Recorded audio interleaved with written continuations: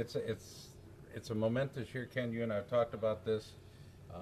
The Midlands has become that much anticipated Christmas classic. Go back 50 years for us and talk about the origin of the Midlands. Yep. It was a ride back from someplace out east. Wilkes-Barre, Pennsylvania. Wilkes-Barre, Pennsylvania. Okay. Wilkes College was hosting that they called it the Wilkes Championship. All right.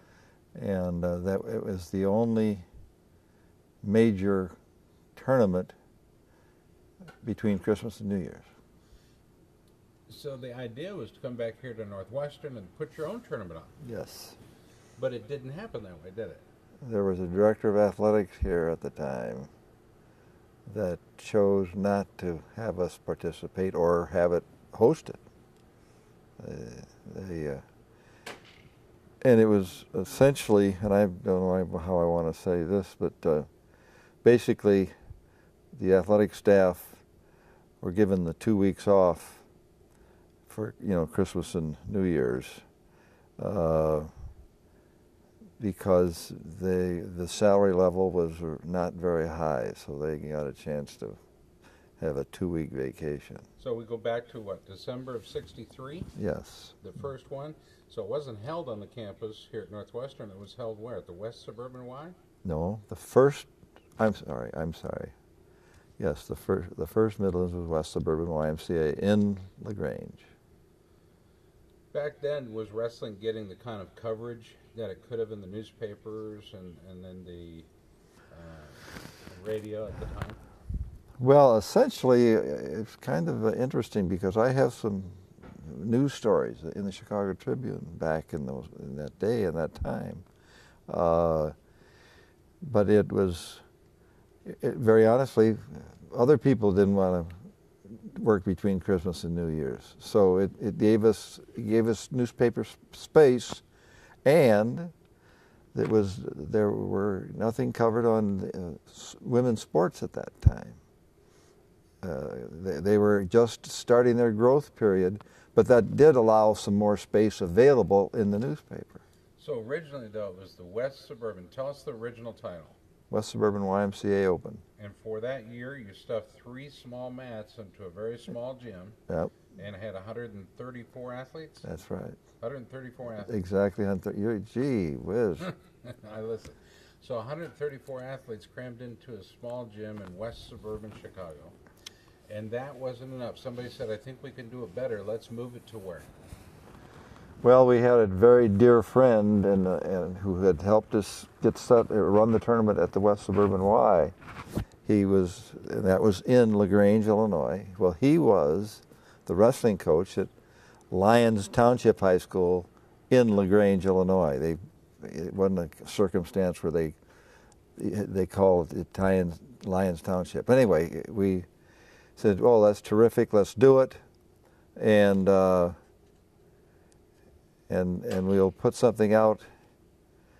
Early release of some kind of a newspaper. Well, the Ken Kraft Midlands Championships is named after you. There were 3 other men who initially were involved in helping you assemble this what has become this huge Christmas classic. Right, and honestly,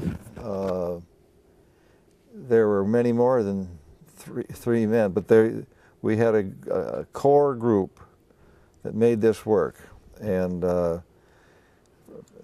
course, this is a great honor to be named. But I suppose that I outlasted everybody. So you had Bert Krause, yes, Jack Heiner, yep, Dick Coldren, yes.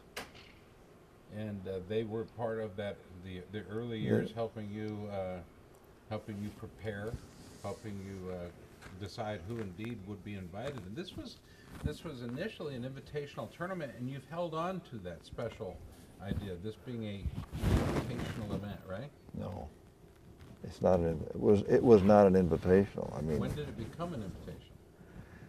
The year we had 479 wrestlers, we decided. Unfortunately, I don't remember the exact year.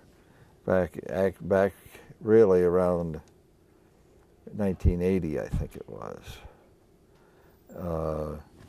where we decided we would go back through in the history of the tournament who competed, who participated, and how many wrestlers they brought to the tournament when it was wide open on the numbers. And then we were able to reduce, to get the numbers back, get down to 350 at the highest. I'm trying to remember what year, just a couple of years ago, you hit an all-time high, did you not? No. It was, what year was your all-time high? The year we decided to make it an invitation of the. That was it. That was that. Yeah, that was the difference. That was the difference. I wish I could. Well, no, I don't. So, but the idea of making an invitational is to make it more, feature the best of the best of the best. It really started to boil down to being the elite of wrestling gathering to meet. Where the elite meet to compete. Who came up with that? A grad student at this school that was working for the athletic department. I can't tell you his name, but he was more of almost an intellectual. He really was working. He didn't like to work 14 hours a day like I know some people do. But when it hit that. And we had the 8 mats, and we talked about maybe going to 12 mats, but there was just no facility available. So then we took this formula. Okay, Iowa's been bringing 37 people over the last 5 years. That was, well, then they get to bring 15. So we pretty much made it a mathematical equation. I want to ask you specifically about Iowa for a little bit, because there's a great history with Gary Kurtelmeyer, of course, and Dan Gable. And I know that Iowa may hesitate when I ask the question this way, but I wonder what your response will be.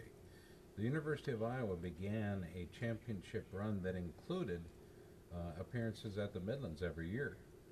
It helped to make the Iowa team and help build that Iowa myth. Dan Gable was one of the guys that, without question, said, we will be at the Midlands, we will win that tournament to the best of our ability, we will be there to compete. What's it been like working with Gable over the years? Dan Gable's one of the very special people. Dan Gable, well, he was a special guy, and it made him a great wrestler. It made him a great person to be involved with. I will always remember his first tournament, and he was not eligible. The freshmen weren't eligible at that point in time, so he was unattached, and he met 3 of the finest wrestlers in the quarterfinals, the semifinals, and the finals, and he beat all 3 of them. And here's this little kid, 18-year-old, and 2 of these guys were medalists in the Olympics.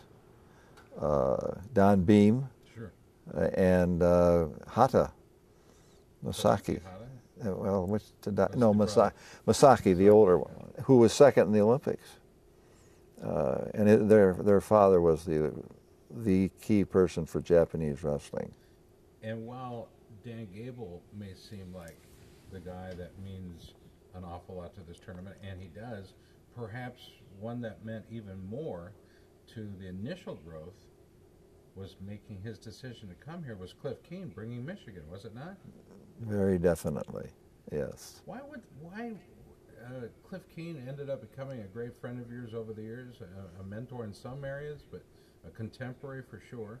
Talk to us about your relationship with Cliff Keen, because his arrival at this event signified a new era for the event and the beginning of a really bright future. A beginning era. It really was quite a wonderful thing that happened to us at the Midlands, and I think it was a combination of a number of things. But I think it goes back to the family of Cliff Keen. Cliff Keen used to take 3 station wagons and drive out to Wilkes-Barre, Pennsylvania, and go to the Wilkes tournament. And as he aged a bit, at the time that we started the Midlands, Cliff Keen's daughter had her first child.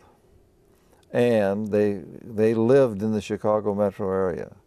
And Cliff's wife, the grandmother, said, "You should go to that tournament, and we could all go over to the Chicago area between Christmas and New Year's."